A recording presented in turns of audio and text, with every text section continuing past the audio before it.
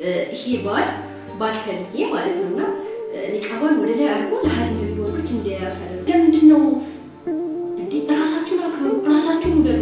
ማንም ሰው እንዲዳፈራችሁ አታድርጉ። ማንም ሰው በተለይ በእምነታችሁ ላይ ጠንካራ ሁኑ፣ አይበገሬ ሁኑ። እኔ ወላሂ ይሄኛውን ታሪክ ሳይ በጣም የሆነ ነገር ትዝ አለኝ እና የሆነ ጊዜ ነው አንዲት ሴት ቤት መጣችና በጣም ፊት በቃ እንትን ተብሏል እና ባጧል። ምን ሆነሽ ነው ምናምን ብለን ስንጠይቃት ባሌ ኒቃብ መልበሴን አያውቅምና ምሳ ይዤለት ወደ ስራ ቦታ ሄድኩኝ። ሲያይ ኒቃብ ለብሻለሁ ሲያይ እና ወላሂ እንደሌለን የጠፈጠፋት ማለት ነው። እንደዚህ አይነት ወንዶች አላህን ፍሩ፣ አላህን ፍሩ። ይሄ እኮ የአላህ ጉዳይ እኮ የሰው ጉዳይ እኮ አይደለም። ይሄን ጉዳይ እኮ ከአላህ ጋር ነው የምትተሳሰቡት።